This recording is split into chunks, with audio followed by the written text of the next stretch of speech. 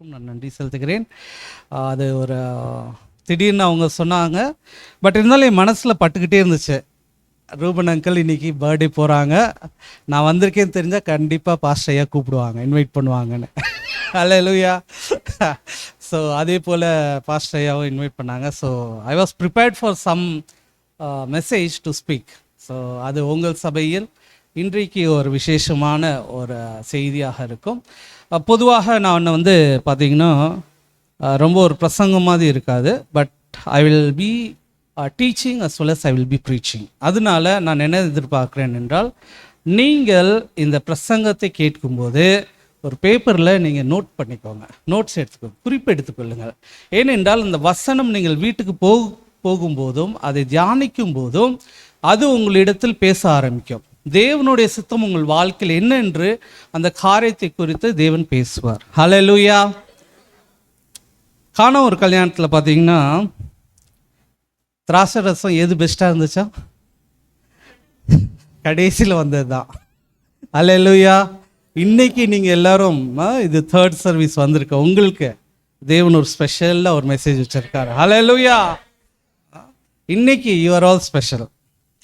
இன்றைக்கி காலையில் 2 சர்வீஸ் நீங்கள் பெண்டிகாஸ்டல் சண்டே நீங்கள் கேட்டிருப்பீர்கள். பட் நான் உங்களுக்கு ஒரு புதிய ஒரு வெளிப்பாடை கொண்டு வருகிறேன், ஒரு புதிய கண்ணோட்டத்தை கொண்டு வருகிறேன். அதன் பிரகாரம் நீங்கள் ஜெபிக்கும்போது கர்த்தர் உங்கள் வாழ்க்கையில் அற்புதங்களையும் அதிசயங்களும் அவர் நினைத்ததை உங்கள் வாழ்க்கையில் நிறைவேற்றுவார். ஹல்லேலூயா. எடுத்துக்கொள்ளுங்கள் வசனத்தை. அப்போஸ்தலர் நடவடிக்கைகள் 1ஆம் அதிகாரம் 8வது வசனம். Acts chapter 1:8. பரிசுத்த ஆவி உங்களிடத்தில் வரும்போது நீங்கள் பலன் அடைந்து எருசலேமிலும் யூதேயா முழுவதிலும் சமாரியாவிலும் பூமியின் கடைசி பரியந்தமும் எனக்கு சாட்சிகளாய் இருப்பீர்கள் என்றார். ஹல்லேலூயா. அன்பின் தகப்பனே, எங்களோட பேசும் ஆண்டவர், இந்த வசனம் கர்த்தாவே, இந்த 2000 ஆண்டுகளாக நீர் வாக்களித்தீர் ஆண்டவரே, நான் என் சபையை கட்டுவேன், பாதாளத்தின் வாசல் அதை மேற்கொள்ளாது என்று சொன்னீரே. அந்த வார்த்தை இன்றைக்கு வரைக்கும் நீ நிறைவேற்றி வருகிறீர். அதற்காக நன்றி செலுத்துகிறோம் ஆண்டவரே. கர்த்தாவே, இந்த வசனத்தின் மூலியமாக எங்களோட இடைப்படும் ஆண்டவரே, நீர் பேசும் நாங்கள் கேட்கிறோம். இயேசுவின் நாமத்தில் பிதாவே, ஆமென், ஆமென், ஆமென். எப்போது கர்த்தர் இந்த வாக்குத்தத்தத்தை கொடுக்கும்போது அங்கே இருந்த அந்த ஒரு 100க்கும் அதிகமான நபர்கள், அதை கேட்டுக்கொண்டிருந்த சீஷர்கள், அவர்களுக்கு அதோட த இம்பேக்ட், அதோட என்ன நடக்க போகுது, எஃபெக்ட் என்னன்னு தெரியாமல் இருந்துச்சு. சரி, ஆண்டவர் சொல்றாரு, உங்களுக்கு ஒரு அபிஷேகம் வரும், ஒரு வல்லமை வரும், நீங்கள் சாட்சியாக இருப்பீங்க. எங்கே மட்டும் எருசலேமில் இல்லாதபடிக்கு யூதேயாவிலும் சமாரியாவிலும் பூமியின் கடைசி பரியந்தம் நீங்கள் சாட்சியாக இருப்பீங்கள்னு வசனம் சொல்கிறாரு. இதுக்கு என்ன அர்த்தம்னு அவர்களுக்கு அப்போது புரியவில்லை. அவங்க ஃபுல்லாக எருசலேமுக்குள்ளே ஊழியம் செய்து கொண்டிருந்தார்கள். இப்போது அந்த வசனத்தின் அர்த்தம் என்னவென்றால், சபை இன்றைக்கு பெந்தெகோஸ்தே நாளில் இன்னைக்கு பிறந்திருக்கிறது, the first beginning of the church. அப்படி அந்த சபை பிறந்தபோது அந்த சபையில் எண்ணிக்கையில் அவர்கள் எவ்வளோ இருந்தாங்க? ஒரு 100 பேர் தான் ஒளிந்து கொண்டிருந்தார்கள், பயந்து கொண்டிருந்தார்கள். ஒரு 100 பேருக்குள்ளே தான், 120 பேருக்குள்ளே இருந்தார்கள். ஆனால் அந்த அபிஷேகம் வந்தது போது, அந்த வல்லமை இறங்கின போது அனுதினமும் 1000 சபையில் சேர்த்து கொள்ளப்பட்டார்கள். The church increased in numbers. அவங்க எதிர்பார்க்கவே இல்லை இது நடக்க போகுதுன்னு. செகண்ட் திங், அவர்கள் என்ன நினைச்சார்கள் என்றால், எருசலேமுக்குள்ளே மட்டும்தான் அவங்க ஊழியம் இருக்கும், ஒரு நல்ல ஒரு ஃபெலோஷிப் இருக்கும்னு நினைத்தார்கள். அப்படி இல்லாதபடிக்கு அந்த வல்லமை வந்தபோது they crossed the geographical barriers. அப்படி என்றால் 300 ஆண்டுகளில் ரோம் சாம்ராஜ்யம் முழுவதும் கிறிஸ்தவமாய் மாறினது. அல்லேலூயா. நீங்கள் எப்பயுமே இந்த கோமதி மரம் மட்டும் நினைக்கக்கூடாது. பாஸ்டர், இதை நான் பார்த்தேன், சார்ட்டை பார்த்தேன். கர்த்தர் உங்களுக்கு ஒரு மகா பெரிய திட்டத்தை வைத்திருக்கிறார், ஒரு விஷனை வைத்திருக்கிறார். நீங்கள் பூலோகம் எங்கும் பூமியின் கடைசி பரியந்தம் வரைக்கும் இந்த ட்ரினிட்டி ஏஜின் கால் தடம் இருக்க வேண்டும். ஹல்லேலூயா. ஸோ அப்படியாய் கர்த்தர் அங்கே சித்தம் கொண்டிருந்தார். மூன்றாவதாய் அந்த சபை அது யூதர்களுக்கு மட்டுமல்லாமல் அது எல்லா ஜாதி ஜனங்களுக்கும் சேர்த்ததுன்னு அப்போது அவர்களுக்கு தெரியவில்லை. The church crossed all the cultures. எல்லா ஜாதி ஜனங்களும். அன்னைக்கு யூதர்கள் என்ன நினைச்சாங்கன்னா, இது எங்களுக்கு மட்டும்தான் நினைச்சாங்க. கிடையாது, பூமியில் இருக்க சகல ஜாதிகளும் கோத்திரங்களும் பாஷைக்காரர்களும் அவர்கள் எல்லாரும் ரட்சிக்கப்பட. அல்லேலூயா. சபை அந்த தேவ வல்லமே அதுக்கு கர்த்தர் கொடுத்தார். அடுத்ததாய் the church grew in theology. மோசையின் பிரமாணத்தை தான் அவங்க வச்சிருந்தாங்க யூதர்கள். ஆனால் புதிய ஏற்பாடில் மோசையின் பிரமாணம் அல்ல, இயேசு கிறிஸ்துவின் மேல் இருக்க விசுவாசத்தை நிமித்தம் அவருடைய கிருபையினால் நாங்கள் ரட்சிக்கப்படுகிறோம். அல்லேலூயா. the total shift.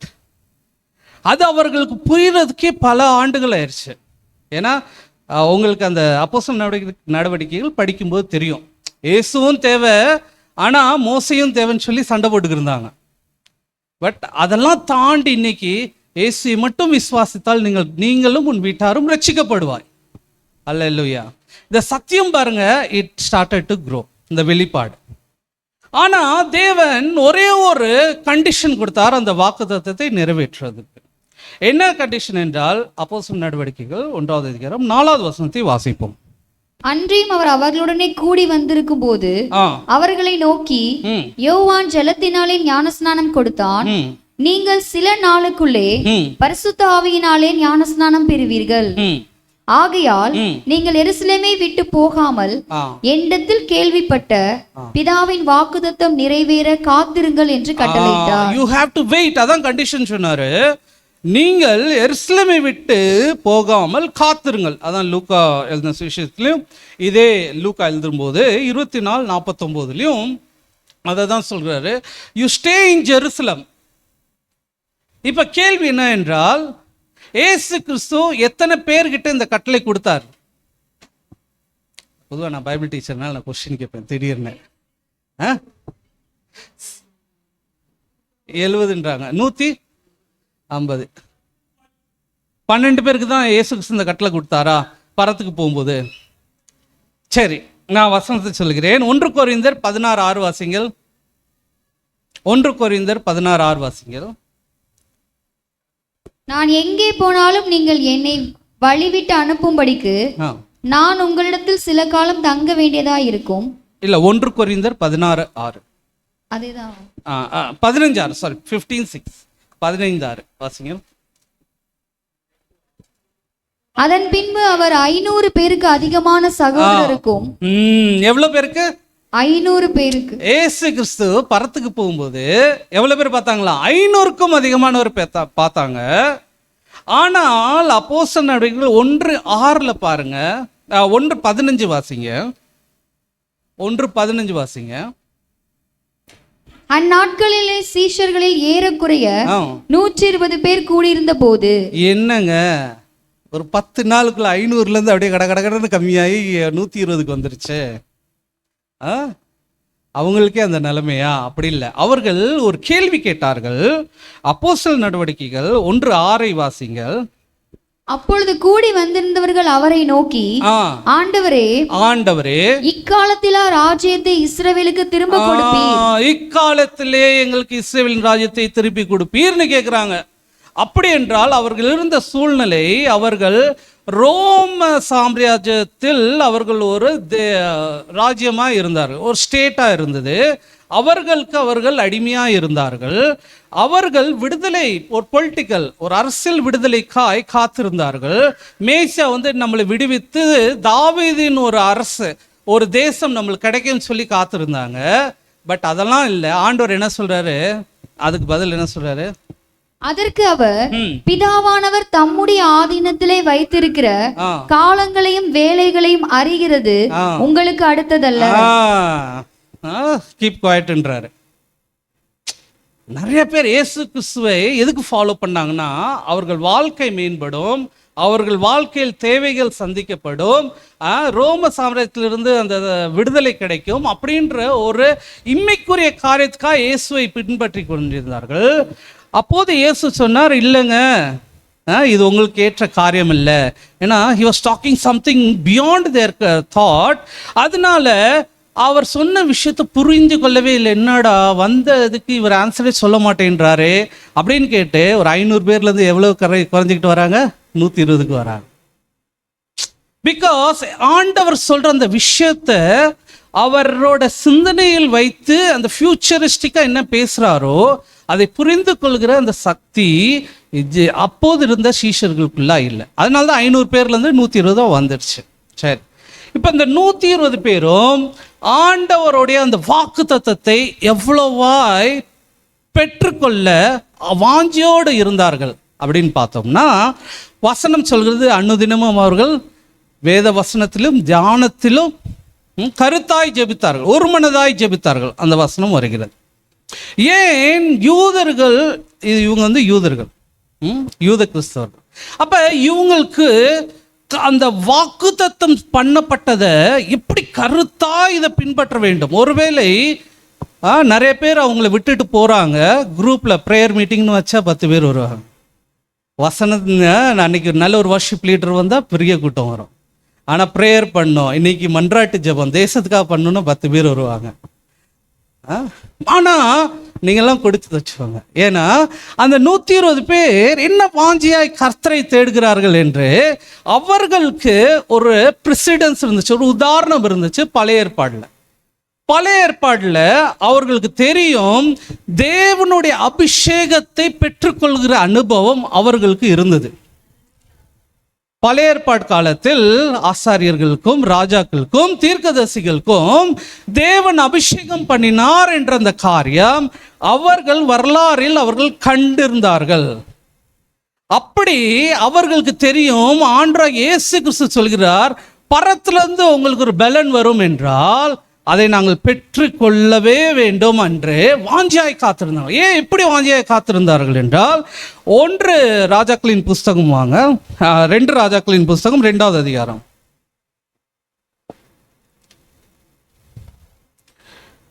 முதல் வசனத்தை வாசிங்கள். 2 ராஜாக்கள். கர்த்தர் எலியாவை சுழல் காற்றிலே பரலோகத்திற்கு எடுத்துக்கொள்ள போகிற போது எலியா எலிசாவோட கூட கில்காலிலிருந்து புறப்பட்டு போனான்.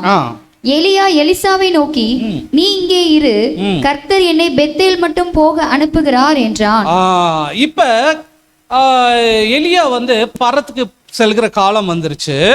அப்ப இதுவரைக்கும் எலிசா ஒரு அற்புதம் செய்யல, ஒரு அடையாளம் அவர் மூலியமா நடக்கல, ஊழியம் செய்யல. சிர்ஃப் எலியாவுக்கு தண்ணி ஊத்துறதும் அவருக்கு டேக் கேர் பண்றது, கேர்டேக்கரா இருக்காரு. அப்படிப்பட்ட எலிசா இப்ப என்ன பண்றாரு, எலியா போறாருன்னு தெரிஞ்சோடனே எலியா சொல்ற, இல்லப்பா நான் பெத்தலுக்கு போறேன், இன்னைக்கு நான் போறேன் பரத்துக்கு. இந்த நியூஸ் யாருக்கெல்லாம் தெரியும்? எல்லா தீர்க்கதரிசிகளுக்கும் தெரியும். ஆனால் எலிசா என்ன பண்ணுகிறார்? அடுத்த வசனத்தை வாசிங்க. அப்பொழுது பெத்தேலில் இருந்த தீர்க்கதரிசிகளின் புத்திரர் எலிசாவினிடத்தில் வந்து, இன்றைக்கு கர்த்தர் உன் தலைமையா இருக்கிற உன் எஜமானை உன்னை விட்டு எடுத்துக்கொள்வார் என்பது உனக்கு தெரியுமா என்றார்கள். அதற்கு அவன், எனக்கு தெரியும், சும்மா இருங்கள் என்றான். எலிசா பார்த்த விஷயம் என்னவென்றால், எலியாவின் மேல் இருக்க அபிஷேகம், அந்த அபிஷேகம் மட்டும்தான் இஸ்ரவேலை, சோரம் போன இஸ்ரவேலை, பாகாலுக்கு பின்பாக சென்ற இஸ்ரவேலை, ஆகாபும் எசபேலும் அந்த தேசத்தை கெடுத்து வைத்திருக்கிற அந்த இஸ்ரவேலை மீண்டுமாய் ஒரு எழுப்புதல் கொண்டு வர வேண்டும் என்றால், மீண்டுமாய் தேவனிடத்தில் அவர்களை திருப்ப வேண்டும் என்றால், எலியா மேல் இருக்கிற அபிஷேகம் தேவை. அல்லேலூயா. அந்த தேசம் ஒரு மறுமலர்ச்சிக்குள்ள, ஒரு உயிர்மீட்சிக்குள்ளாய் கடந்து செல்ல வேண்டும் என்றால், அந்த அந்தகார வல்லமைகளோடு ஒரு யுத்தம் செய்ய வேண்டும் என்றால், அது எப்படி சாத்தியமாகும் என்றால் எலியாவின் மேல இருக்க அபிஷேகத்தினால். ஆனால் இருந்த மற்ற தீர்க்கதரிசிகள் என்ன சொன்னாங்க? அவங்களாம் கேர் பண்ணல. இது ஒரு நிகழ்ச்சி தானே, சரி அவர் காலம் முடிஞ்சு போறாரு, நல்ல சென்ட் ஆஃப் கொடுத்து பொக்கே கொடுத்து அனுப்பிச்சிடுவோன்னு இருக்காங்க. பட் அப்படி இல்லாதபடிக்கு எலிசா ஒருவன் மட்டும் சொல்கிறான். மற்றவங்களாம் சொல்றாங்க, ஏன்பா அவரை டார்ச்சர் பண்ற, போவிடு அப்படின்றப்போ இங்கிலீஷ்ல சொல்றாங்க, வசனம் சொல்லுது, மைண்ட் யுவர் பிஸ்னஸ். நீங்க சும்மா இருங்க, எனக்கு தெரியும் நான் என்ன பண்றேன்னு. இன்றைக்கு ஆலயத்துக்கு வந்திருக்க நீங்கள், உங்களுக்கு ஒரு நோக்கம் உண்டு. கர்த்தருடைய சித்தம் உங்கள் வாழ்க்கையில் நிறைவேற மட்டும் நீங்கள் என்ன பண்ணும்? எலிசாவை போல் கர்த்தரிடத்தில் காத்திருக்க வேண்டும். ஆண்டவரே, இன்னைக்கு பெந்தெகோஸ்தே நாளில் என் மேல் அந்த அபிஷேகம் கடந்து வர வேண்டும். எலியாவை போலவும் எலிசாவை போலவும் நம்ம பாடணும். சரிங்களா? அப்ப எலிசா he is focused. மற்றவங்கள ஃபோக்கஸே இல்லை, மற்றவங்கள சாதாரண எடுத்துக்கிட்டாங்க, ஓகே ரைட் அப்படின்னு. பட் இவன் மட்டும் ஒரு ஃபோக்கஸாக கேட்குறான் எலியாவிடத்தில், இல்லாண்டவரே நான் உண்மை விட்டு விலகம் நான் போக மாட்டேன், நான் கடைசி இருப்பேன்றான். சரி, பெத்தேல்ல தான் இந்த சூழ்நிலை என்றால் அடுத்ததாக எங்கே போகிறாங்க?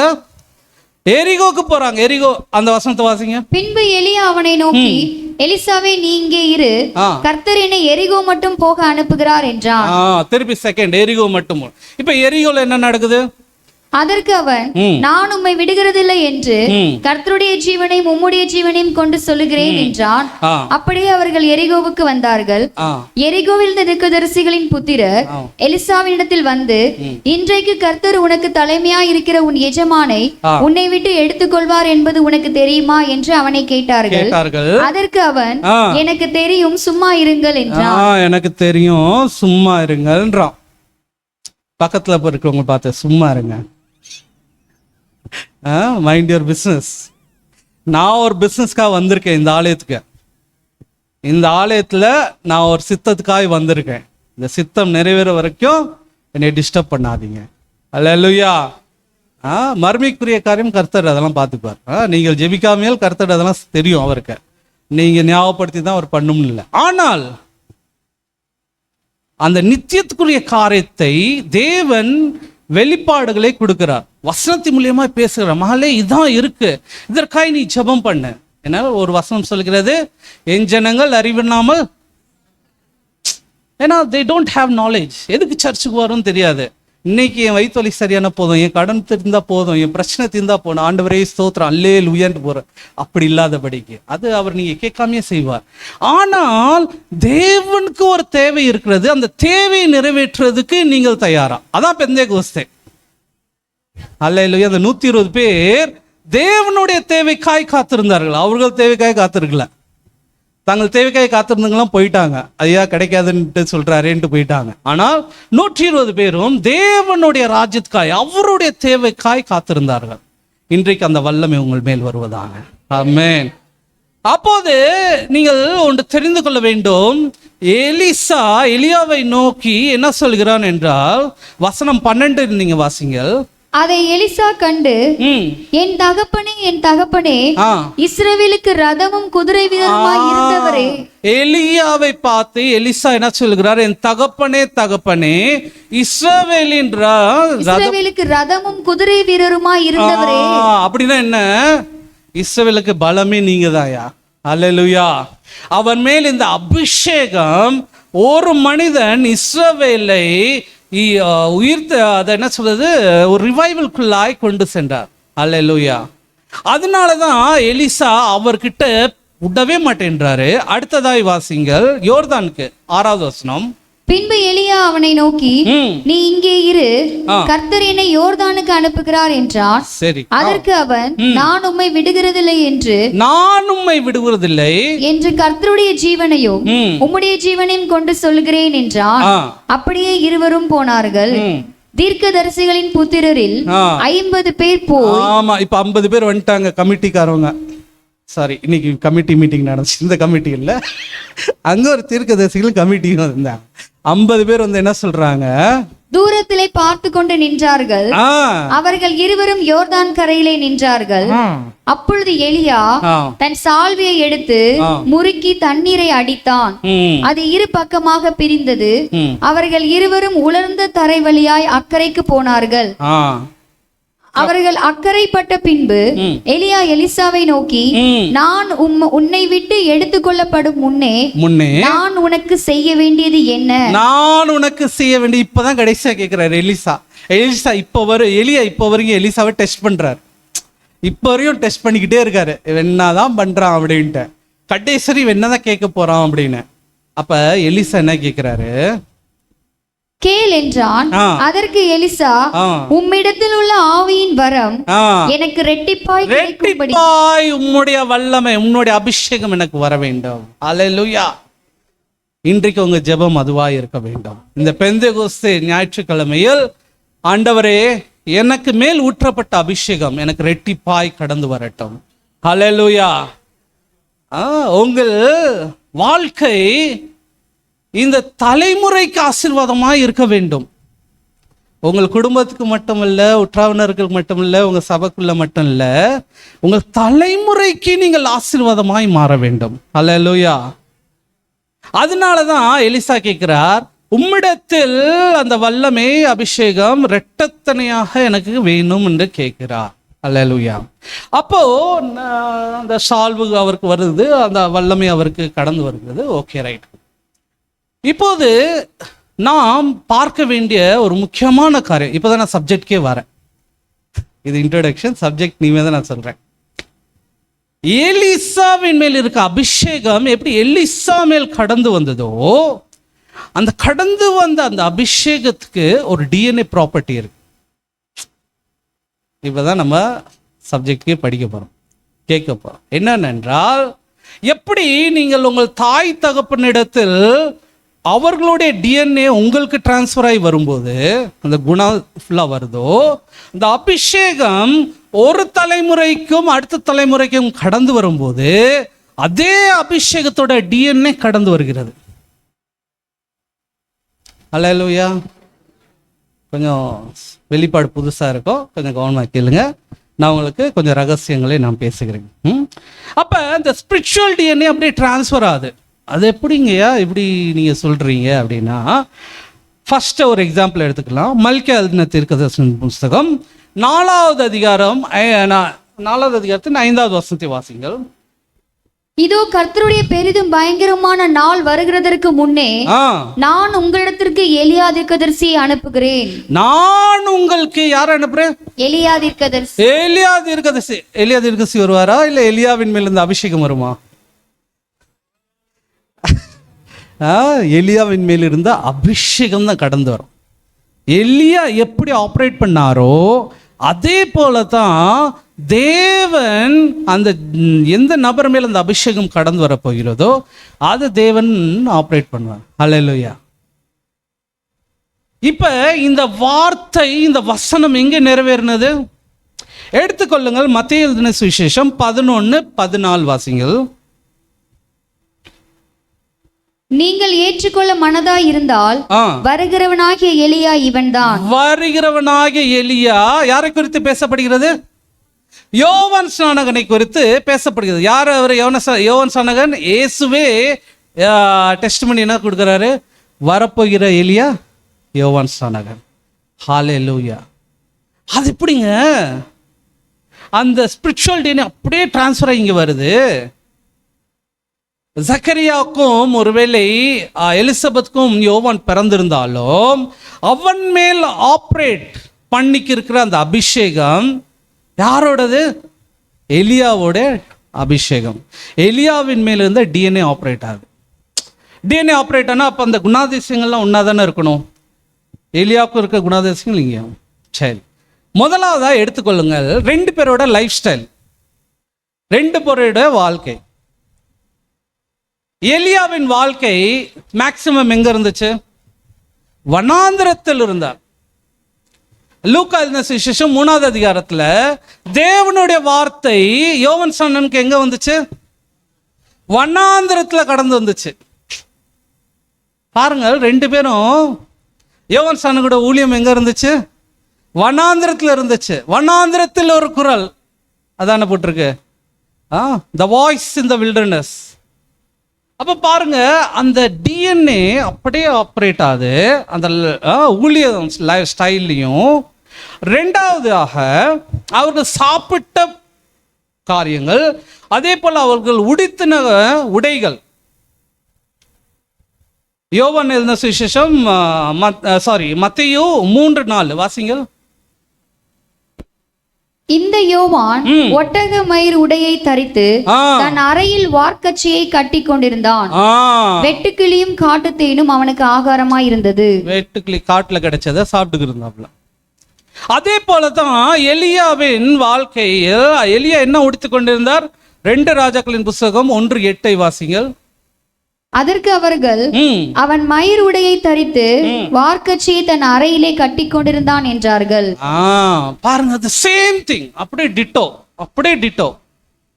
ஏனென்றால் அந்த அபிஷேகம் ஆப்ரேட் பண்ணிக்கிறது. அடுத்ததாய் அவர்கள் 2 பேர் செய்த ஊழியங்கள், எலியாவின் ஊழியம் இஸ்ரவேலை பாகாலிருந்து அவர்களை விடுவித்து கர்த்தர் யெகோவாக்கு நேராய் மன திருப்பினார். He was preaching the repentance in Israel. அதே போல யோவான் ஸ்நானகனின் ஊழியம் எப்படி இருந்துச்சு? மனம் திரும்புங்கள், பரலோக ராஜ்யம் சமீபமாக இருக்கிறது. 2 பேரும் இஸ்ரவேலில் ஒரு மனம் திரும்புதலை பிரசங்கித்தார்கள். 2 பேரோட ஊழியமும். எலியா யாரை நேருக்கு நேராக எதிர்கொண்டார்? ஆகாமையும் எசபேலையும். கரெக்ட் தானே? ராஜாக்களை எதிர்த்து பேசினார், அவர்களை கண்டித்தான், அவர்கள் செய்தது தவறு என்று சொன்னார். அதே போல யோவான் ஸ்நானகன் என்ன பண்ணார்? ஏரோது அன்டிபாஸ் அவரை பார்த்து சொன்னார், ஐயா நீ திருமணம் பண்ணியிருக்கிறது தவறு, உன் சகோதரன் மனைவியை நீ திருமணம் பண்ணியிருக்கீங்க தவறுன்றார். 2 பேருக்கு என்ன நடந்துச்சு? எசபேல் என்ன சொன்னா, நாளைக்கு மானே உன் கால இருக்குமான்னு பார்த்துக்கொன்றாரு. எலியா என்ன பண்றாரு? வனாந்திரத்தில் டிப்ரெஷன் ஆகி சோர்வாகி ஓடுகிறார். ஆண்டவரே போதும் ஆண்டவரே. அவர் நினைச்சாரு ஒரு அந்த கர்மேல் பருவத்தில் ஒரு பெரிய ஊழியம் நடந்ததுக்கு அப்புறம், ஒரு இஸ்ரவேலர்கள்லாம் ஆண்டவரை ஏற்றுக்கொண்டதுக்கு அப்புறம் அவருக்கு ஒரு நல்ல ஒரு அது என்ன சொல்ற ஹானர் கிடைக்கும், எல்லாரும் பாராட்டுவார்கள் நினைச்சாருங்க. ஆனா கிடைச்சது என்ன? நாளைக்கு உன்னை கொல்லாம விட மாட்டேன்னு சொல்லி எசபேல் சொல்கிறார். அப்படியே டோட்டல் 360 டிகிரி டர்ன் ஆகி டிப்ரெஷனுக்குள்ளாய் போகிறார். வனாந்திரத்துல போய் ஆண்டவர்கிட்ட என்ன கேட்கிறாரு? ஆண்டவரே போதும் ஆண்டவரே, என் ஜீவனை எடுத்துக்கொள்ளும் ஆண்டவரே. எவ்வளோ பெரிய என் பிதாக்களை காட்டிலும் நான் பெரிய ஆள்லாம் இல்லை, please I want to die, I want to finish my மினிஸ்ட்ரின்றாரு. அதே போல யோவான் ஸ்நானகன் சிறையில் இருக்கும்போது அவர் தன்னோட சீஷர்களை அனுப்பி என்ன கேட்கிறார்? மத்தேயு 11:2-3 வாசிங்கள். உங்களுக்கு எதிரே மத்தேயு 11:2-3. அத்தருணத்தில் காவலில் இருந்த யோவான் கிறிஸ்துவின் கிரியைகளை குறித்து கேள்விப்பட்டு தன் சீஷரில் 2 பேரை அழைத்து, வருகிறவர் நீர்தானா அல்லது வேறொருவர் வர காத்திருக்க வேண்டுமா என்று அவரிடத்தில் கேட்கும்படி அனுப்பினான். சந்தேகம் வந்துருச்சு, இவர்தான் உலகத்தை பாவத்தை சுமக்கிற தேவாட்டுக்குட்டி அப்படியெல்லாம் டெஸ்டிஃபை பண்ண யோவான் ஸ்நானகன் சிறையில் அடைப்பட்ட போது இயேசுகிட்ட என்ன அனுப்புறாரு? தூது விடுறாரு, ஐயா நீங்க தானா? ஏன்னா யோவான் ஸ்நானகன் வல்லமையா பிரசங்கம் பண்ணிட்டாரு. என்ன சொல்லிட்டாரு? கோடாலி இருக்கு, ஜட்ஜ்மெண்ட்டுக்காக வெயிட் பண்றாரு. கடைசியில் இவருக்கு ஜட்ஜ்மெண்ட் ஆகி ஜெயிலில் இருக்காரு. இப்ப இவரால் தாங்கவே முடியல, இவர் டிப்ரெஷனுக்குள்ளா போயிட்டு இயேசு கேட்கிறாரு, ஐயா நான் உங்களுக்காண்டி தானே வழியை ஆயத்தப்படுத்தினேன், கடைசியில் நான் ஜெயிலில் இருக்கேனே அப்படின்னு கேட்கிறாரு. இயேசு என்ன சொல்கிறார்? இயேசு அவர்களுக்கு பிரதியுத்தரமாக, நீங்கள் கேட்கிறதையும் காண்கிறதையும் யோவானிடத்தில் போய் அறிவியுங்கள். குருடர் பார்வையடைகிறார்கள், சப்பானிகள் நடக்கிறார்கள், குஷ்டரோகிகள் சுத்தமாகிறார்கள், செவிடர் கேட்கிறார்கள், மரித்தோர் எழுந்திருக்கிறார்கள், தரித்திரருக்கு சுவிசேஷம் பிரசங்கிக்கப்படுகிறது. என்னிடத்தில் இடரடையாது இருக்கிறவன் எவனோ அவன் பாக்கியவான் என்றார். அவன் பாக்கியவான். ஹல்லேலூயா. பாருங்கள், எலியா பரத்துக்கு கடந்து மரணத்தை பார்க்காமல் கடந்து செல்கிறார். ஆனால் யோவான் ஸ்நானகனுக்கு சிறை சேதம் ஏற்படுகிறது. Okay right. ஆனால் பார்த்தோம் என்றால் அந்த டிஎன்ஏ, அந்த ஸ்பிரிச்சுவல் டிஎன்ஏ, எலியாவின் மேல் இருந்த அபிஷேகம் அப்படியே யோவான் ஸ்நானகனுக்கு ஆப்ரேட் ஆகுது. ஒரு தலைமுறைக்கும் அடுத்த தலைமுறைக்கும் அது டிரான்ஸ்ஃபர் ஆகிறது. அதனால்தான் ஆண்டவர் பெந்தெகோஸ்தே நாளில் இந்த அபிஷேகத்தை குறித்து வாக்குத்தத்தம் பண்ணார். நீங்கள் பூமியில் கடைசி பரியந்தம் போவீங்க.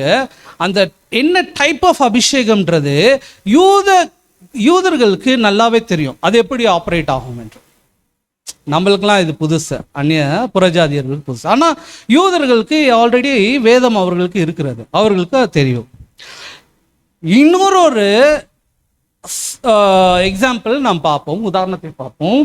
அதனால்தான் அவர்கள் இன்னும் விசுவாசத்தில் பலனடைந்து அந்த அபிஷேகத்தை குறித்து பேசினார்கள்.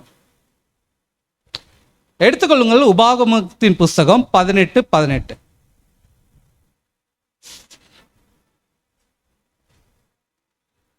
உபாகமத்தின் புஸ்தகம் 18. உன்னை போல ஒரு தீர்க்கதரிசியை நான் அவர்களுக்காக அவர்கள் சகோதரிலிருந்து எழும்ப பண்ணி என் வார்த்தைகளை அவர் வாயில் அருளுவேன்.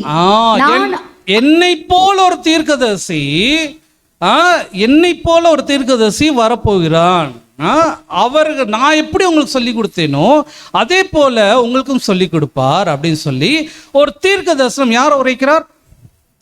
மோசே உரைக்கிறார். சரிதானே? இப்ப அப்போஸ்தலர் நடவடிக்கைகள் எடுத்துக்கொள்ளுங்கள், 3வது அதிகாரம் 22 வாசிங்கள்.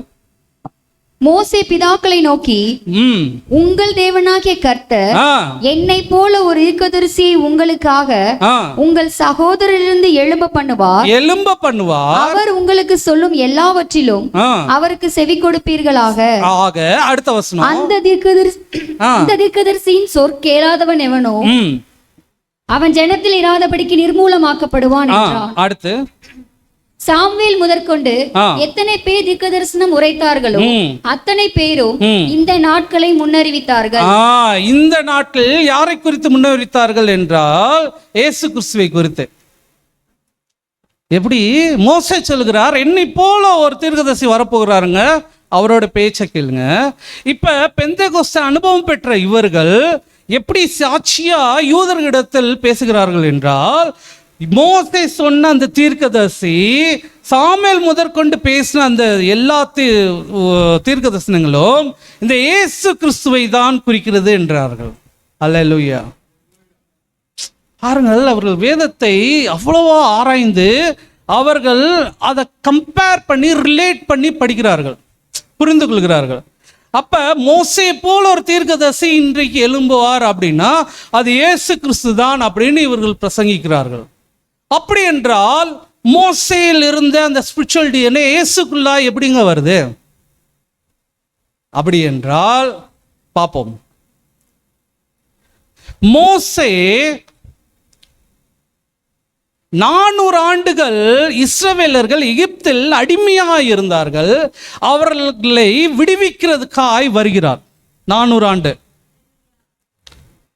இயேசு புதிய ஏற்பாடு எப்ப ஆரம்பிக்குது? 400 years, the dark ages after the Old Testament. பழைய ஏற்பாட்டிலிருந்து 400 ஆண்டுகள் இருண்ட காலம் என்று சொல்லப்படுகிற அந்த காலத்துக்கு அப்புறமா இயேசு கிறிஸ்துவோடைய சுவிசேஷம் வருகிறது. இயேசு கிறிஸ்து வருகிறார். அல்லேலூயா. இந்த மனுக்குலத்தவே பாவத்திலிருந்து மீட்டெடுக்க இயேசு கிறிஸ்து 400 ஆண்டுகள் கழித்து வருகிறார். கரெக்டா இருக்கா timing? the same spiritual DNA. ரெண்டாவதாய், மோசே பிறந்தபோது பார்வோன் என்ன சொன்னா? எல்லா ஆண் பிள்ளைகளும் கொன்றுங்கன்றான். கரெக்ட் தானா? இயேசு கிறிஸ்து பிறந்தபோது ஏரோது என்ன சொன்னா? எல்லா ஆண் பிள்ளைகளும் கொல்லுங்க. ராமாவில் ஒரு அழுகுரல் கேட்டதுன்னு சொல்றாங்க. அப்ப பாருங்க, 2 பேருடைய பிறப்புலையும் ஒரு சிமிலாரிட்டி இருக்கு. எல்லா குழந்தைகளும் சங்கரிக்கிறார்கள். அடுத்ததாய், மோசே தன்னுடைய ஊழியத்தை ஆரம்பிக்கிறதுக்கு முன்பாக எவ்வளவு ஆண்டுகள் வனாந்திரத்தில் இருந்தார்? 40 ஆண்டுகள். இயேசு கிறிஸ்து ஞானஸ்நானம் எடுத்ததுக்கு அப்புறமாக எவ்வளவு நாள் வனாந்திரத்தில் இருந்தார்? அதே 40 days. 40 அதுக்கு கம்பேரிசன் வந்துகிட்டே இருக்கும். ஹல்லேலூயா. ரிகா மதுரா பாபா பாபா. Oh glory glory glory. வல்லமை. மோசே பாருங்க, அந்த மலையில் அந்த 10 commandments ரிசீவ் பண்றார் இல்லைங்களா? சீனாய் மலையில் தூதர்களை கொண்டு எபிரேயர்கள் சொல்லப்படுகிறது. தூதர்கள் அந்த கட்டளைகளை கொடுத்தார்கள் என்று சொல்லப்படுகிறது. இயேசு கிறிஸ்துவின் ஊழியம் எப்படி ஸ்டார்ட் ஆகுது? மலை பிரசங்கத்தில். 2 பேரும் அந்த மோசையின் கட்டளையை அப்படியே அவர் இன்டர்பிரேட் பண்றார். சரி, மோசே வனாந்திரத்தில் ஒரு காரியம் செய்கிறார். ஒரு வெங்கல சர்ப்பத்தை என்ன பண்ணுகிறாரு, கோல்ல தூக்குறாரு. அப்படிதானே? யாரெல்லாம் அதை பார்க்கிறார்களோ அவர்கள் எல்லாம் சுகமடைவார்கள், ஜீவன் பெறுவார்கள் என்று. இயேசு கிறிஸ்து தன்னையே சிலுவையில் உயர்த்தினார். யாரெல்லாம் அவரை நோக்கி பார்க்கிறார்களோ அவர்களை அவர் இழுத்துக் கொள்கிறார். அல்லேலூயா. பாருங்கள், தேவன் எவ்வளவு மகிமையாய் கிரியை செய்கிறார். மோசே he instituted the Passover, பஸ்கா பண்டிகை. பஸ்கா பண்டிகை இயேசு கிறிஸ்து என்ன பண்ணுகிறார்? ஹோலி கம்யூனியன். கர்த்தர் அந்த ஹோலி கம்யூனியன் செட் பண்றார். ஹோலி கம்யூனியன் டேபிள் செட் பண்றார். அதுல என்ன சொல்றாரு? என்னோட சரீரம், என்னோட ரத்தத்தை நினைவாய் செய்யுங்கள். பஸ்கா பண்டிகையில் இந்த ரத்தத்தை வீட்டின் வாசல்ல தெளிக்கிறாங்க. பாருங்க, மோசே செய்த அந்த ஊழியம், இயேசு செய்த அந்த ஊழியம், ரெண்டுமே சிமிலர். அடுத்ததாய் பாருங்கள், மோசே தன்னுடைய ஊழியத்தை எப்படி அதை ராட்டிஃபை பண்றார் என்றால், அதை பர்ஃபெக்டா அதை முடிக்கிறார் என்றால், அந்த ஆட்டுக்குட்டியின் ரத்தத்தை எடுத்து எல்லாவற்றிலும் தெளித்து தான் முடிக்கிறார். அப்படிதானே? எல்லா இடத்துலையும் ஆட்டுக்குட்டியின் ரத்தத்தை. ஆனால் இயேசு அந்த பழைய ஏற்பாட்டின் நிறைவேறுதலை எப்படி பண்ணுகிறார்?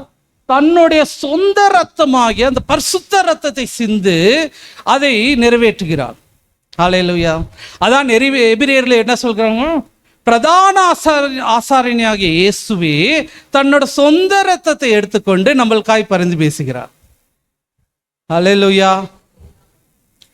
Price the lord. ரிகாமா பாபா. உற்சாகமா இருக்கீங்களா? உற்சாகமா இருக்கீங்களா? கர்த்தர் பேசுகிறாரா?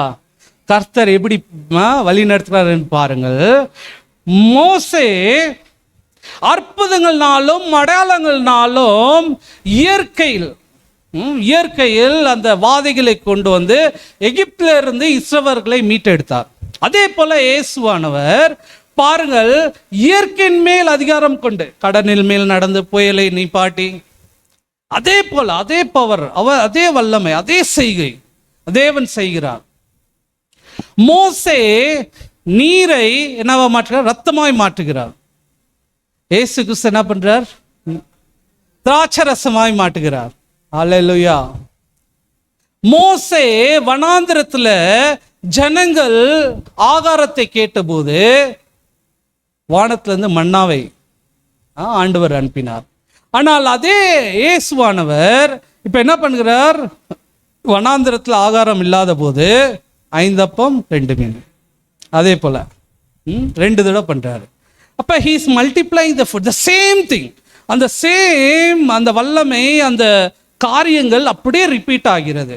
ஒருவேளை ஆண்டவராகிய இயேசு கிறிஸ்து மோசேக்கும் மரியாளுக்கும் பிறந்திருந்தாலும், ஆனால் அவர்கள் செய்த ஊழியம், இயேசு மேல் இருந்த ஊழியத்தின் இந்த டிஎன்ஏ எங்கிருந்து வருது?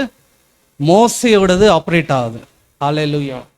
இன்னைக்கு நீங்கள் ஒருவேளை உங்கள் தாய் தகப்பனுக்கு நீங்கள் பிறந்திருந்தாலும் உங்கள் மேல் இருக்க அபிஷேகத்தின் டிஎன்ஏ உங்களை வழி நடத்தும். ஹல்லேலூயா. அதனாலதான் நீங்க உங்க சூழ்நிலையை பார்க்கக்கூடாது, உங்கள் பேக்ரவுண்டை பார்க்கக்கூடாது. கர்த்தர் உங்களுக்கு வைத்திருக்க அந்த காரியம் என்ன என்று நீங்கள் பார்த்து அதன் பிரகாரம் நீங்கள் செயல்பட வேண்டும். அதற்காய் நீங்கள் ஜெபிக்க வேண்டும். ஹல்லேலூயா. இப்போது பாருங்கள், மோசே 40 நாள் மலையின் உச்சிக்கு மேலாய் போயிட்டு வந்தபோது அவன் முகத்தை யாரும் பார்க்க கூடாதபடி இருந்துச்சு. என்ன பண்ணான்? ஒரு முகத்திரையை போட்டு மூடினான். இயேசுவானவர் இந்த மவுண்ட் ஆஃப் டிரான்ஸ்பிகரேஷன் மறுரூப மலையில் போனபோது அங்க பாருங்க, அவருடைய முகம் பிரகாசமா இருந்தது. The same thing is operating. கடைசியாக மோசையோட மரித்த இடம் இன்றைக்கும் யாருக்கும் தெரியாது. மோசையோட கல்லறை யாருக்கும் தெரியாது. It's a mystery. இயேசுவோட மரணமும் இட்ஸ் a mystery. இன்றைக்கும் அவரோட கல்லறையில் ஒன்றுமே இல்லை. இன்னைக்கும் பல மிஸ்ட்ரி ஓடிக்கிருக்க. ஹல்லேலூயா. பாருங்கள், அந்த 2 பேரோடது same DNA, spiritual DNA operate ஆகுது. இன்றைக்கு நீங்கள் கேட்கலாம், சரிங்கய்யா பைவேதத்துலேருந்து நீங்கள் காட்டுறீங்க, இன்றைக்கு இந்த நூற்றாண்டில் நம்மளுடைய தலைமுறையில் அதெல்லாம் நடக்குமா? சூப்பர் கொஸ்டினா. ஏதோ பைபிளில் நம்ம வாசிக்கிறோம், கேட்குறோம், நல்லா இருக்கு, கேட்க நல்லா இருக்கு. ஆனால் எங்கள் தலைமுறையில் இந்த காலத்தில் இது நடக்குமா அப்படி என்றால் நான் உங்களுக்கு உதாரணத்தை சொல்லி உற்சாகப்படுத்துவேன். ஒரு 2 உதாரணம். உங்களுக்கு எல்லாருக்கும் தெரியும் ஜான் வெஸ்லி. யார் ஜான் வெஸ்லி? மெத்தடிஸ்ட் சர்ச்சோட ஃபவுண்டர். அவர் ஒரு மிகப்பெரிய ஜப வீரர். அவர் ஜபத்தினாலும் பெரிய ஒரு மெத்தடிஸ்ட் சபையை உருவாக்கினார். ஓகே, அந்த ஹிஸ்டரி தனியாக இருக்கணும். அவருடைய வீடு மியூசியம் இங்கே எங்கே இருக்குது? லண்டனில் இருக்குது. அப்போ கொஞ்சம் காலேஜ் ஸ்டூடெண்ட்ஸ் அமெரிக்க தேசத்துலேருந்து அவர் லண்டனுக்கு சுற்றுலா பயணம் வருகிற போது அதில் பைபிள் காலேஜ் ஸ்டூடெண்ட்ஸ் வருகிறாங்க. அதில் அந்த ஸ்டூடெண்ட்ஸ்லாம் ஜான் வெஸ்லியோட அந்த மியூசியமுக்கு போகிறார்கள். போய் எல்லாம் பார்த்துட்டு திருப்பி வண்டி ஏறுகிறார்கள். வண்டி ஏறும்போது ஒரு நபரை கம்மியாக இருக்குது. கவுண்ட் பண்ணுவாங்களே, ஸ்டூடெண்ட்ஸ்லாம் போயிட்டு வந்தால் வண்டியில் எடுக்கும்போது கவுண்ட் பண்ணுவாங்க. ஒரு நபர் கம்மியாக இருக்காங்க. யார் அந்த நபர் என்றால் பில்லி கிரஹாம். பில்லி கிரஹாம் அந்த வண்டியில் இல்லை. என்னடா வண்டியில் இல்லைன்ட்டு எல்லா டீச்சர்ஸும் திருப்பி ஓடி போய் அந்த மியூசியம் ஃபுல்லாக சுற்றி தேடுறாங்க. கடைசியில் அந்த மியூசியமில் ஜான் வெஸ்லியோட பெட்ரூமுக்கு போகிறாங்க. அங்கே பார்த்தா பில்லி கிரஹாம் ஜான் வெஸ்லியோட பெட்டுக்கு பக்கத்தில் ஜான் வெஸ்லி ஜபம் பண்ண இடம். அந்த காலத்துல எல்லாம் முழங்கால் பட்டு தான் ஜெபம் பண்ணுவாங்க. இன்றைக்கி நம்ம உட்காந்து சேரில் ஃப்ரீயாக ரிலாக்ஸாக ப்ரேயர் பண்ணுறோம். ஆனால் இப்போல்லாம் வந்து பாருங்கள், நெடு முழங்காலில் தான் ப்ரேயர் பண்ணுவாங்க. அப்படி ப்ரேயர் பண்ணதுனால ஜான் வெஸ்லியோட அந்த தரை, அந்த மரப்பலகை, அந்த வுட்டில் தான் பண்ணியிருப்பாங்க. அந்த வுட்டில் அந்த இம்ப்ரெஷன் அச்சு விழுந்துருச்சு, 2 முட்டியோட இம்ப்ரெஷன். இப்போ பில்லி கிரஹாம் அந்த இடத்துல தன்னுடைய முழங்காலை வைத்து முட்டி போட்டு ஜெபிக்கிறார். ஆண்டவரே, நீர் இந்த ஜான் வெஸ்லியை எழுப்பினீர், இவர் மூலியமாய் ஒரு எழுப்புதல் இங்கிலாந்து தேசத்துக்கு கொண்டு வந்தீர். என் வாழ்க்கையிலும் நீர் அதே போல செய்யும். அல்லேலூயா. இப்போ உங்க ஜெபம் எப்படி இருக்கணும்? வித்தியாசமாங்க. நீங்க ஸ்பெசிஃபிக்காக ப்ரேயர் பண்ணணும். அப்ப பில்லி கிரஹாம் அழுது புலம்புறாரு, என் தேசத்தில் ஆண்டவரே ஒரு ரிவைவல் வரணும், ஒரு மறுமலர்ச்சி வரணும், ஒரு உயிர்மீட்சி வரணும் சபைகளில். ஆண்டவரே, ஜான் வெஸ்லி மேல் இந்த அபிஷேகம் எனக்கும் தாரும்னு ஜெபம் பண்றாரு. இன்னைக்கு உங்க ஜெபம் அதுவா இருக்கட்டும். அல்லேலூயா. கர்த்தாவே, நீர் அந்த காலத்தில் செய்தீரே, அது என் காலத்தில் என் வாழ்க்கையில் செய்ய மாட்டீரோ என்று உங்கள் ஜெபம் இருக்க வேண்டும். அல்லேலூயா. அப்ப எல்லாரும் வந்து பார்க்குறாங்க, பில்லி கிரஹாம் ஜெபிக்கிறாரு, அழுதுகிட்டு ஜெபிக்கிறாரு. கொஞ்ச நேரம் விட்டுட்டு ஓகே நம்ம போகலாம் அப்படின்னு போறாரு. சரித்திரம் உங்களுக்கு தெரியும். ஒரு நபர் உலகம் முழுவதும் இருக்கிற எல்லா தேசங்களிலும் இயேசுவை அறிவித்தார் என்றால் அது பில்லி கிரஹாம். இந்த நூற்றாண்டில் அவரை போல எல்லா தேசங்களுக்கு போய் இவாஞ்சலிசம் செய்ய முடியாத ஒரு அவரை போல யாரும் செய்யலாம். கர்த்தர் இன்னைக்கு அந்த மாதிரி ஜனங்களை தேவன் எதிர்பார்க்கிறார். உங்களுடைய ஜெபங்கள் கர்த்தருடைய சித்தம், கர்த்தருடைய தேவைக்காய் இருக்க வேண்டும். 2வதாய் இன்னொரு நபரை குறித்து நான் சொல்கிறேன். உங்களுக்கு எல்லாருக்கும் தெரியும் ரெய்னார்ட் போங்கே. எவ்வளோ பேருக்கு தெரியும் ரெய்னார்ட் போங்கே? ஐ திங்க் மதுரைக்கு ஒரு தடவை வந்திருந்தார், ஒரு மீட்டிங்கில் வந்திருந்தார். அவர் ப்ரேயர் பண்ண ஸ்டேடியமில் லட்சக்கணக்கான ஜனங்கள் அட்டஸ்ட்ரச் சுகமாவார்கள், விடுதலை ஆவார்கள். ஆப்பிரிக்கா கண்டத்திலாம் பார்த்தீங்கன்னா ஒரு மீட்டிங்கில் 10 லட்சத்துக்கு குறையாம ஜனங்க வருவாங்க. அந்த இருண்ட கண்டத்தில் தேவனுடைய ஒளி கொண்டு வந்ததுக்கு முக்கியமான காரணம் ரெய்னார்ட் போங்கே. இன்னைக்கு ஆப்பிரிக்கா தேசத்துல பல தேசங்கள் இயேசுவை ஏற்றுக்கொண்ட தேசமாக இருக்கிறது காரணம் ரெய்னார்ட் போங்கே. அவர் தன்னுடைய பைபிள் காலேஜ் படிக்கிற காலத்தில், அதே இங்கிலாண்டில் படிக்கும்போது விடுமுறைக்காய் லண்டன் வருகிறார். சும்மா சுற்றி பார்க்கறதுக்கு லண்டன் வருகிறார். அப்போது அவர் காலத்துக்கு முன்பாக Jeffrey brothers, George Jeffrey and Stephen Jeffrey, 2 பேர், 2 வல்லமையான ஊழியக்காரர்கள். அவர்கள் எப்படி ஊழியம் பண்ணார்கள் என்றால், அவர்களுடைய ஊழியத்தில் அந்த ஹேண்டிகேப் பீப்புள், ஆம்பியூட்டேட்டட் பீப்புள்ஸ், அவருக்காய் ஜெபிக்கும் போது கை வளரும், விரல்கள் வளரும், கால்கள் வளரும், காதுகள் வளரும். அப்படி ஒரு வல்லமையான ஊழியம் பண்ண அந்த ஜெஃப்ரி பிரதர்ஸ். இப்போ ஜார்ஜ் ஜெஃப்ரி பார்த்தீங்கன்னா ஒரு 80 வயசாயிருச்சு. அவர் மரணப்படுக்கையில் இருக்கிறார், அவர் வீட்டுக்குள்ளா இருக்கிறார். ரெய்னார்ட் போங்கே இப்போது அந்த லண்டன் தெருவில் போகும்போது ஜார்ஜ் ஜெஃப்ரியோட வீடை பார்க்குறார். அவரை வீடை பார்த்து ஜெஃப்ரி பிரதர்ஸ்னு போட்டிருக்கு. சரின்ட்டு காலிங் பில் அடிக்கிறார். சரி இருந்தால் பார்க்கலாம் அப்படின்னு உள்ளே போய் பார்த்து அவர் போய் வேலைக்காரங்கிட்ட கேட்குறார், நான் பார்க்கணும்னு சொல்லிட்டு. இப்போ வேலைக்காரங்க சொல்கிறாங்க, இல்லைங்கய்யா அவர் கொஞ்சம் ரொம்ப வயசாயிருச்சு, பெட் ரெஸ்ட்டில் இருக்காங்க அப்படின்றாங்க. டக்குன்னு உள்ளேருந்து ஒரு குரல் கேட்குறாரு. ஜார்ஜ் ஜெஃப்ரி சொல்கிறாரு, வெளியில் ஒரு பையன் வந்திருக்கான், அவனை உள்ளே விடுன்றாரு. அப்போ ஜார்ஜ் ஜெஃப்ரிக்கு உள்ளே போய் பார்க்குறாரு ரெய்னார்ட் போங்கே. பார்த்தோன்னே ஜார்ஜ் ஜெஃப்ரி அவர் மேல் கை வைத்து ஒரு 10 நிமிஷம் அந்நிய பாஷை பேசி அவரை ஆசீர்வதித்து அனுப்புகிறார். இப்போ ரெய்னார்ட் போங்கே ஜெர்மன்காரர். ஸோ அவர் வீடு ஜெர்மனியில் இருக்கு. அவர் வந்து இங்கிலாந்து கலந்து யூரோப் போய் இப்போ வீட்டுக்கு போகிறார். வீட்டுக்கு போகும்போது அவங்க அப்பா சொல்கிறாரு, உனக்கு விஷயம் தெரியுமா, நேற்று நைட்டு ஜார்ஜ் ஜெஃப்ரி இறந்து போயிட்டார் அப்படின்னு. எத்தனை மணிக்கு இறந்தாரு அப்படின்னு பார்த்தீங்கன்னா, எந்த டைம் ரெய்னார்ட் போங்கே மேலே கை வைத்து ஜெபித்தாரோ அந்த ஜெபித்ததுக்கு அப்புறம் அவர் மரித்து போயிருக்கிறார். ஹல்லேலூயா. அவர் தன் மேல் இருந்த அபிஷேகத்தை ரெய்னார்ட் போங்கே மேலே அப்படியே டிரான்ஸ்ஃபர் பண்ணுறார். ஹல்லேலூயா. உங்களுக்கு தெரியும் அடுத்த நடந்த காரியங்கள், சரித்திரம். ரெய்னார்ட் போங்கேன் ஊழியத்தில் அவர் சாதாரண பாஸ்டர் தான் ஆரம்பித்தார் ஊழியம் சவுத் ஆப்பிரிக்காவில். 4 ஆண்டு சொன்னார், உனக்கு பாஸ்டர் இல்லை, எவாஞ்சலிசம். தேசங்களுக்கு நீர் ஆசீர்வாதமாய் மாற வேண்டும், தேசங்களை இயேசுக்காய் நீர் கொண்டு வர வேண்டும். அதன் பிரகாரம் அந்த அபிஷேகம் ஜார்ஜ் ஜெஃப்ரி அவர் மேல் வைத்து அந்த ஜெபித்த அந்த காரியம் அவர் வாழ்க்கையில் ஆப்ரேட் செய்ய ஆரம்பிச்சிச்சு. அல்லேலூயா. நான் உங்களுக்கு கொஞ்சம் ரகசியமான சத்தியங்களை நான் சொல்லுகிறேன். பெந்தேகோஸ்தே நாளில் இது ஒரு சாதாரண நிகழ்ச்சிக்காய் நீங்கள் வரவில்லை. எவ்ரி இயர் பெண்டிகோஸ்டல் சண்டே வருது, ஆவிக்குரிய ஒரு சத்தியத்தை கேட்டு ஒரு வசனத்தை கேட்டு போகிறதுக்காக இல்லை. இன்னைக்கு உங்கள் வாழ்க்கை மாறப்போகிறது. இன்றையிலிருந்து உங்கள் மேல் ஒரு புதிய அபிஷேகம் கடந்து வரப்போகிறது. ஏனென்றால் நீங்கள் ஒரு புதிய வெளிப்பாடை பெற்றிருக்கிறீர்கள், புதிய தரிசனங்களை பெற்றிருக்கிறீர்கள். உங்கள் வாழ்க்கையில், உங்கள் ஊழியங்களில், உங்களுடைய ஜெபங்களில் கர்த்தர் இன்றையிலிருந்து ஒரு வேறு விதமாய் ஒரு அதிசயமாய் ஆப்ரேட் செய்ய போகிறார். ஹல்லேலூயா. எல்லாரும் எழுந்திருங்கள், ஜெபம் செய்வோம். ஹல்லேலூயா, ஹல்லேலூயா. ஓ, கொஞ்ச நேரம் அந்நிய பாஷையில் பேசுவோம், கொஞ்ச நேரம் அந்நிய பாஷையில் பேசுவோம். ஷீகாமா தூரா பாபா பாபா பாபா. ஹல்லேலூயா, ஹல்லேலூயா. ஜெபிங்கள், ஜெபிங்கள், ஜெபிங்கள். கர்த்தாவே என்னோட பேசும், எனக்கு இந்த அபிஷேகத்தை தாரும் ஆண்டவரே. எலிசா கேட்டது போல எனக்கு 2 தன்னையாக ஆண்டவரே என் வாழ்க்கையில் இந்த தலைமுறைக்கு நான் ஆசீர்வாதமாய் மாற வேண்டும் ஆண்டவரே. நீர் எதெல்லாம் செய்தீரோ பழைய ஏற்பாடில் ஆண்டவரே, இன்று எங்கள் வாழ்க்கையில் செய்யும் ஆண்டவரே.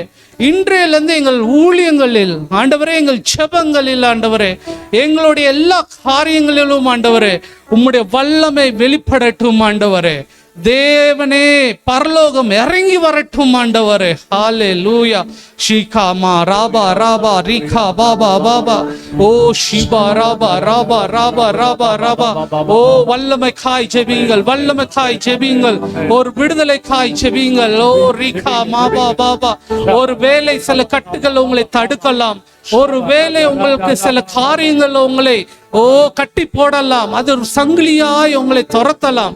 அதெல்லாம் இன்றைக்கு அந்த வல்லமை இறங்கும் போது, அந்த அக்னி இறங்கும் போது அந்த கட்டுகள், சாபங்கள் எல்லாம் விலகும், விலகும், விலகும். ஷீகாமா தூரா பாபா பாபா பாபா. ஓ வல்லமை இறங்கட்டும், வல்லமை இறங்கட்டும். இன்றையிலிருந்து ஒரு புதிய தரிசனம் பெறுவீராக, இன்றையிலிருந்து ஒரு புதிய வெளிப்பாடை நீங்கள் பெறுவீராக ஆண்டவரே. ஓ ஹல்லேலூயா. இறங்கட்டும் ஆண்டவரே. ரீகா மாபா பாபா பாபா பாபா. வல்லமை, வல்லமை, வல்லமை, வல்லமை, வல்லமை. பரிசுத்த ஆவி உங்களிடத்தில் வரும்போது நீங்கள் பலனடைந்து எருசலேமிலும் யூதேயாவிலும் சமாரியாவின் பூமியின் கடைசி பரியந்தமும் எனக்கு சாட்சிகளாயிருப்பீர்கள். When the Holy Spirit comes on you, you will receive power and you shall be my witness in Jerusalem, Judea, Samaria, and admit all the parts of this world. Amen. Hallelujah. பரிசுத்தாவினுடைய பலன் நம்ம மேல வந்து இறங்கும். அதனுடைய கிரியைகள் சாட்சிகளாய் முழு உலகத்திற்கும் கர்த்தர் நம்ம ஒவ்வொருவரை ஆண்டவர் பயன்படுத்துவான். கரங்களை தட்டி கர்த்தரை நன்றி இருதயத்தோடு thank you Lord, thank you Jesus. நன்றி ஆண்டவர். கிருபை இரக்கம் நிறைந்த எங்கள் அன்பின் ஆண்டவரே, ஆசீர்வதிக்கப்பட்ட இந்த மாலை நேரத்திற்காக நன்றி. அப்படி ஆரம்பம் அற்பமா இருந்தாலும் அதனுடைய முடிவு சம்பூரணமா இருக்கும் என்று சொல்லி இந்த பெந்தகோஸ்தே நாளின் இந்த மாலை நேரம் தேவ சமூகத்தில் திரும்பவும் எங்களை உயிர்ப்பிக்கும்படி நீர் கொண்டு வந்த உங்களுடைய வார்த்தைகளுக்காக நன்றி ஆண்டவரே. எங்களை, திருச்சபை மக்களை, விசுவாச குடும்பங்களை ஆன்லைன் வாயிலாக, யூடியூப் வாயிலாக இந்த செய்திகளை கேட்கிற தேவ பிள்ளைகள், உள்ளூர் வெளியூர் வெளிநாடுகளில் இருக்கிற மக்களுக்காகவும் விசேஷமாய் நாங்கள் ஜெபம் பண்ணுகிறோம். தேவ கிருபை தமது அடியார் மூலமாய் இன்றைக்கு எங்களோடு இந்த மாலை நேரத்திலும் நீர் பேசினீங்க. நன்றி. இந்த வார்த்தைகளுக்கு எங்களை அர்ப்பணிக்கிறோம், விட்டு கொடுக்கிறோம். எங்களில் உம்முடைய கிரியை வெளிப்படட்டும்.